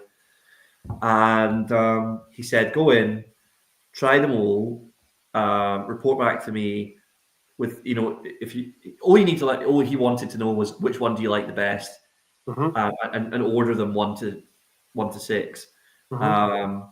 I did. It's actually quite tricky to do this because you kind of forget which one you liked. You try one, think, oh, that was really nice, and you try. So I was doing little tasting notes for each of them, and I eventually settled on, I think from memory it was number 4 was this recipe that we ended up with.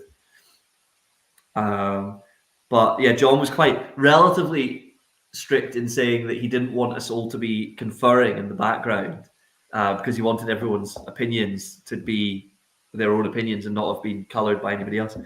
But my problem is I can't keep my mouth shut. So as soon as I was up in the office, and my voice carries more than I think I realize it does. So as soon as I was up in the office, I was like, "What one did you pick? What one did you pick?" And we had this kind of, and John said he could hear me through the floor. Our office is directly above the tasting room. He's saying he could hear me through the floor, and he's like, "Patrick's just a complete." Cannot be wrangled. But anyway, yeah, when we did our cask sample for one of our bottlings, we were given 3 cask samples, so coming in a 10 centilitre bottle. Yeah. So Karen and I left Johnny and Callum in the shop a sample of each, so they had 3 samples. We took the bottles home. We had 3 samples, and we scored ours. Karen didn't know what I was doing. I didn't know what she was doing, and vice versa with Callum and Johnny. And at the end, the next day, we said, right, what one did you pick? And all 4 of us picked the same whiskey. Oh, really? Yep. Without talking to each other or whatever, we just said, pick 1, 2, and 3, mark them in order. And the top one, all 4 of us picked the top one. And that's what that's we decided good. on. That's good. So, I mean, if that's an unanimous decision, then that's what you go for. One of the mistakes that I made when we've done this for a few releases where we've tried this kind of selection, what I would typically do, which I realised was not the best thing, was I would almost always pick the one that I found not necessarily the best, but the most interesting, i.e. the kind of weirdest. And John sort of said, you're kind of picking on the wrong criteria. And I think it's one of these things where it's, again, partly because of our jobs, we get to try all these different whiskies, that trying something that was really unusual, even if I actually didn't really like it, but I was just like, oh, it's just weird. That was kind of what made me interested. But he said, you can't just pick the one that's the weirdest every time. You have to pick the one that's actually the best one in terms of flavor. Commercial. Yeah, exactly. Well, because you don't want. I don't think you necessarily want everyone's resounding opinion of your dram to be, oh, that was weird. You want people to enjoy it and find that they tasted good.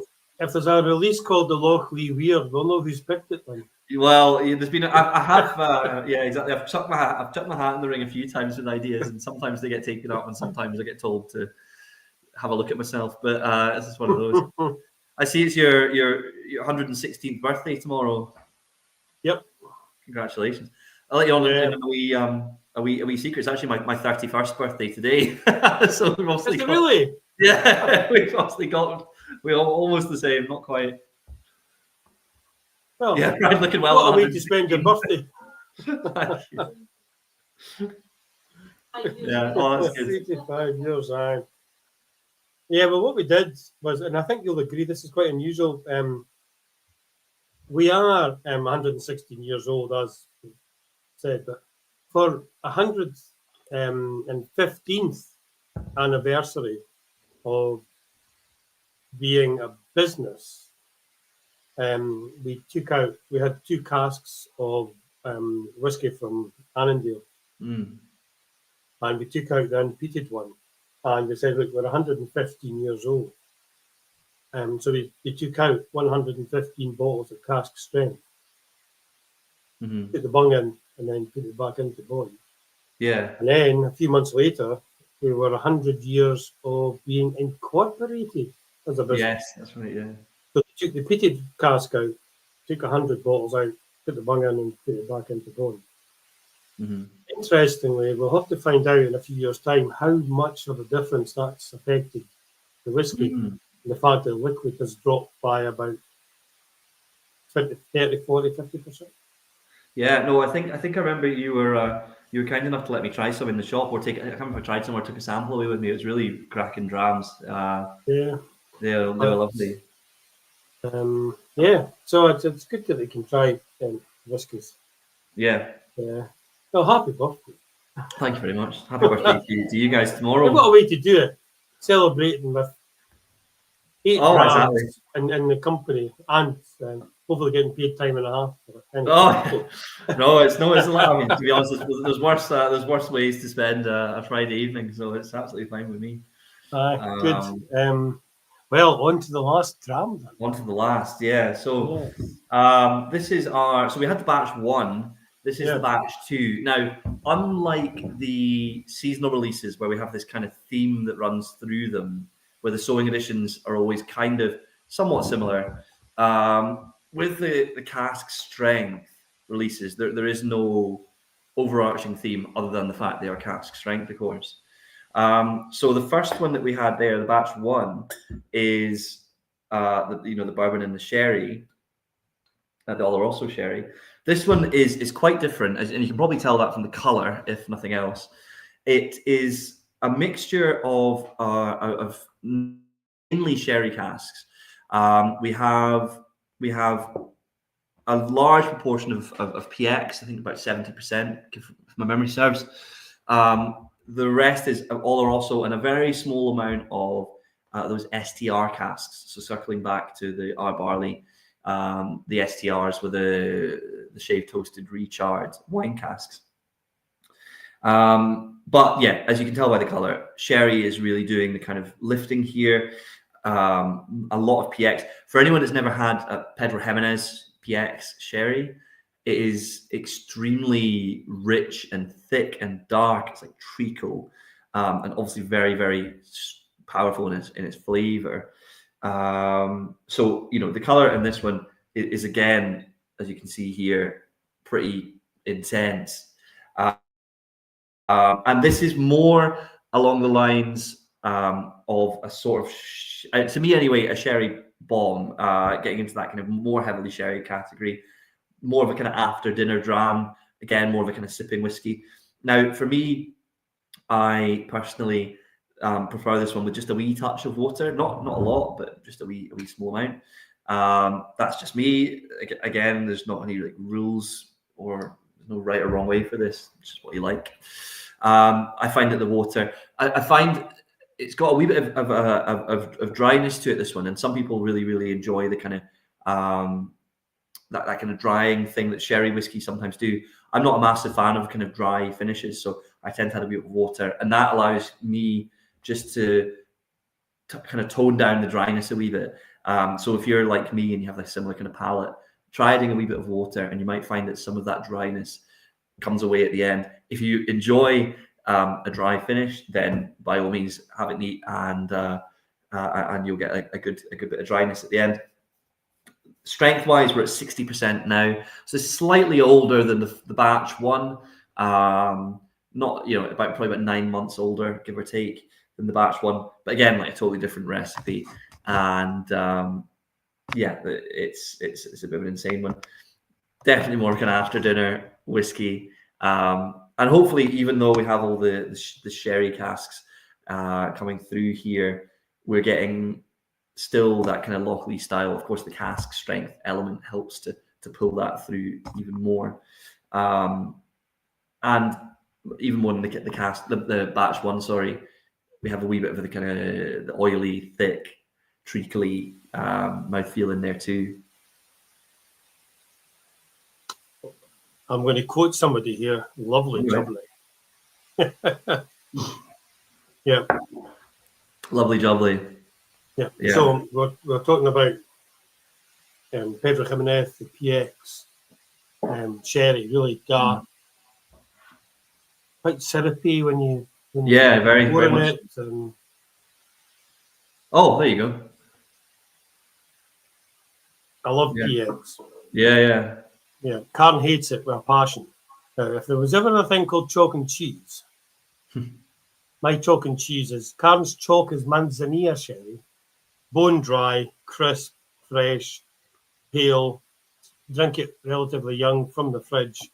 The other extreme is Pedro Jimenez, sweet, sticky, dark, luscious. I love it. She hates it. This PX, I don't know if you've ever tried it. PX sherry over vanilla ice cream. I've never had it over ice cream. I've had PX sherry, but never over ice cream. Oh, you know what? For your 31st birthday, you want to get a tub of vanilla ice cream, get some PX, and pour it over it for your dessert. That sounds like a nice way to finish the night for sure. I'll tell you, it's great and it's lovely. And PX sherry is brilliant. So this for me for the end of the evening, great. Yeah, it's a lovely place to wind up with this kind of slightly more chewy, full-bodied kind of. And it's getting the balance of Wendy bottle of whiskey that's had PX cask in it. We did one from one of the distilleries, and it was a hogshead, a PX hogshead, fresh first fill. And after 3 years, they gave us a sample. You were allowed to take a duty-paid sample every year. Yeah. So I had a 70 CL sample every year from year 3, 4, 5, 6, 7, 8, 9. I'm going for 10, and Karen went, nope. You have to bottle it now. It's going. It's a bit like playing blackjack, isn't it? Go for the 10, and she went, nope. You've got to bottle it now. So we asked the distillery manager, take a sample of the cask and tell us what you think, and he said, bottle it now. Yeah. And well, this is the thing. He said it was one of the best sherry casks that distillery had, and you can see the colour changing every year because I kept the bottle every year. Obviously, this is when I do a talk about whiskey. Yeah, we keep the bottle, and then we also show them how the strength goes down. So the colour gets darker, but the alcohol just dips. Right. ever so slightly every year. Yeah. No, That's it's great. it is interesting to watch them kind of develop, and obviously the PX casks are particularly potent. But yeah, it's one of those misconceptions, isn't it, that people just think, well, the older it is, the better it's going to get, and it's not Yeah. necessarily the case. No, I think it's a fine balance. Yeah, exactly. Yeah. Anything else interesting coming up that you can't talk about? I can't talk about. Well, I mean, the main thing at the minute, which I can talk about a tiny bit, is obviously once we finish up the seasonal releases, we'll have a wee bit of a gap, and then we have the new range, and that's kind of coming together as we speak. We still haven't quite got it nailed down exactly what we're doing with that, but we've got some interesting twists on some of the ideas that we've laid out this evening. All right. Okay. Kind of developing on from the seasonal releases. So I can't talk about it too much yet. Partly because, well, I'm not really allowed to, and secondly because we it's not actually definite what we're doing yet. Well, so there's something there, though. Oh yes, definitely. I'm just going to answer Robert's question. How is the general slowdown whiskey production UK-wide? Well, Robert, we have been, I suppose, relatively lucky, or possibly, forward thinking, in that we've grown our team relatively slowly. We're now, I think, I need to actually do a count. I think we're at 13 or maybe 14 people. So we haven't swollen in size radically, and we also don't have at the moment a visitor center, anything like that. So our team size is quite small. So the slowdown in whiskey production at the moment, we will keep all the staff we have. I don't think that's going to be really an issue in that sense. And also, we haven't upped the production since we started. We're still at around about that kind of 180, 190,000. It's very tempting, and I can see how it happens when you have your first release and it goes off the shelf in a matter of minutes, to think, oh my God, we should be producing triple the amount that we are producing, and get a bit carried away. But we've been very careful not to get out over our skis. And so we've kept everything kind of basically, kind of conservatively optimistic with the way that we're producing things, and I think that will serve us quite well as the in the current slight lull that we're in, as a category as a whole. Triple distilled, in your thoughts for Lowland? So we're double distilled. Obviously, you have the name's just gone out of my head. Auchentoshan. That's the one. Auchentoshan, which is triple distilled. So that's not the way we're doing it. I mean, a lot of the Lowland distilleries are not necessarily triple distilled. It's one of these kind of slight, not misnomers. Yeah. I think Ben Roma do a triple distilled as well. Yeah. Yeah, I think they do. But like a lot of the ones newer ones up in Fife are not triple. So I mean, yeah, triple distilled is great. I used to work under a gentleman called Alistair MacDonald, who was the former distillery manager at Auchentoshan, and now he's at the Clyde site, and he used to be my boss. So absolutely is great spirit. If you ever do visit Auchentoshan, incidentally, hopefully they let you try some of the new make, because it's triple distilled. It's a far higher ABV, and it literally evaporates off your tongue. It's they give it you in a they give it me in a teaspoon, like literally a drop, which is enough. And it's quite incredible, because the heat of your the warmth of your mouth. It's really weird. I can't really explain it. If you get a chance to try that, definitely do try it. We are double distilled, and we're not, obviously like Springbank and things have this kind of 2.5 distillation. We're literally just straight up double distilled. So we're not doing anything like that at the moment. Any possibility to visit in the future?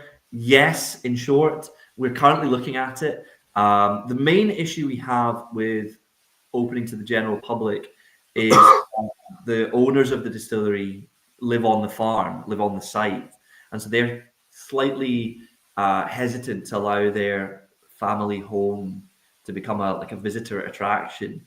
That being said, it would be a really lovely way to interact with the distillery and the brand, and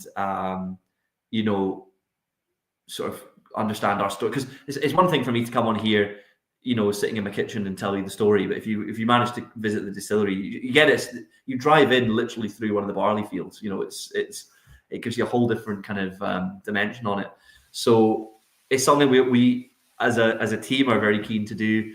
It's something we're getting a bit of pushback, understandably, from the owners, and also, of course, as slightly to Robert's point before, we would need to almost double the size of the team in order to facilitate full-on tours, 7 days a week. That being said, what I can see that we would do, maybe even this year, would be to have 1 day a week where we're open for people to visit. Smaller groups, maybe a little bit more detail, not your kind of just turn up and there's a tour every half an hour or every hour. But it's something we're working on. So I think we talked about this a couple of years ago. Yeah. Because the club then was called the Dram Busters. Now we've taken the Dram Busters off the previous Whisky Club. And you went, nope, we're a working distillery. We've no facilities for this is it. A shop or anything. You can't come and say it's all again, health and safety. We're a working distillery as such. We're a factory. So it's a tricky thing. The other slight issue is we were fairly strictly kept away from having people visit at the weekends, which is when most people would want to visit, because basically the distillery runs from 8 till 4 during the weekdays, which is when the kids are at school, pretty much. We're really not encouraged to have people at the distillery at the weekend or do anything like that, because they need to have some time where it's just a family home and not a distillery. So that was kind of the lines in the sand that were drawn early doors. Like you mustn't have stuff on here at the weekends and things, which I think was maybe, I can't remember, but I think that was maybe the problem we ran into when we were talking about it. But yeah, we will move that way in the future at some point. The timeline is a bit iffy, but we are kind of working on it. So yeah, is there any other questions? Good. I'm glad everyone seems to have enjoyed the drams. And the comments have been quite encouraging. Good. Does anybody have any questions or anything that I've not, maybe there's anything I've not touched on or something I've said that wasn't clear and you'd like me to explain a little bit further, please chuck it into the comments. Or maybe I've done an exemplary job and everyone followed everything. It would be a first, but who knows? No, I think you've been very thorough. We're just talking during the break, but you've covered all angles and all the questions. Good. So unfortunately, you're not coming down on the 21st. Unfortunately, no. I was obviously slated to come down last week, but the 21st I'm not available. But you've got Alex coming down. I'm not sure if you've met him. No, yet. we haven't, but we will meet him. Alex is a lovely guy. He's our new brand ambassador. Yeah. He is unbelievably enthusiastic about anything to do with whiskey. So he's a good person to have on the team, and I'm sure he'll do a cracking tasting for you in a couple of weeks' time, 3 weeks' time. How long's he been with you? About, what's it been, 4 or 5 months now? Oh, right. Okay. Yeah. He joined, I think, I remember now, September, October last year. Mm-hmm. So, yeah, just around about 4 months. So, yeah, he's quite excited for it, I think. He's looking forward to it. Yeah. Well, you can tell him there'll be 60 enthusiastic people in Dumfries. I'll tell him. For him to do the talk. Yeah, absolutely. They're all friendly. They've been vaccinated. It's okay. They're fine. He's quite a big guy, and he used to be in the US Marine, so I think he'll be fine. Oh, absolutely super. Great. Yeah. Anyway, thank you for your time, especially on your birthday. It's absolutely super. At this point, we're just going to say thank you very much for your time. we're going to do a raffle as we do after every tasting. It'll take about 5-10 minutes, maybe less. If you want to stay on in the background, and then afterwards you can come back on and talk to Karen and I, have a wee chat. Yeah, And absolutely. that'll be No problem. great. I don't want to hold you back on your birthday for too long, but just You're absolutely fine. give us 5 minutes, and after the raffle, we can say good night to everybody. You can come back on, and we can just have a wee chat about tonight and what's happened. So, No problem. anyway, on behalf of all the people that's watching you, thank you very much, especially on your birthday. No, you're very welcome. Thank you for having me. Cheers. Cheers. So, ladies and gentlemen, we are going to have a raffle, and normally we have about 3 or 4 raffle prizes. Tonight we have 6. 6. So, Karen.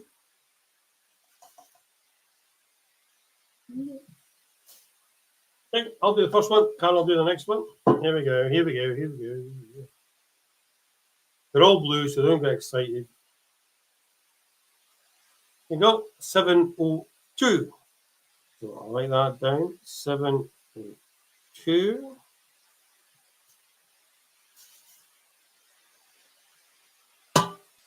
Okay. Karen has now picked 550.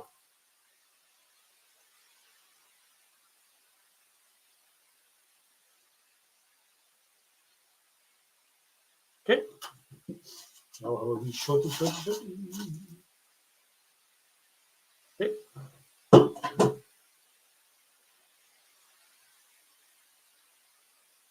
695.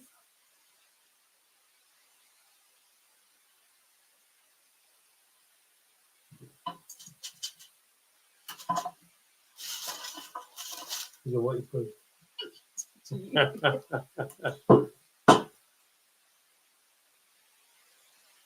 576.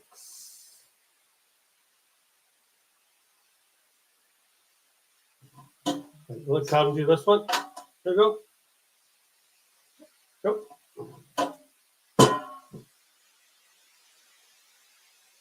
Oh, hang on.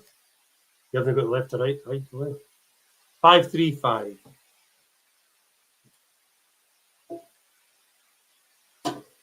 And we'll let Karen do the next one as well. There you go. Last one, ladies and gentlemen. Oh, it fell out.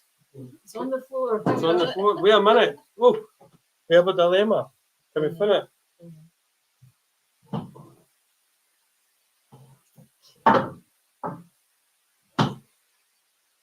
Oh, 629. 629.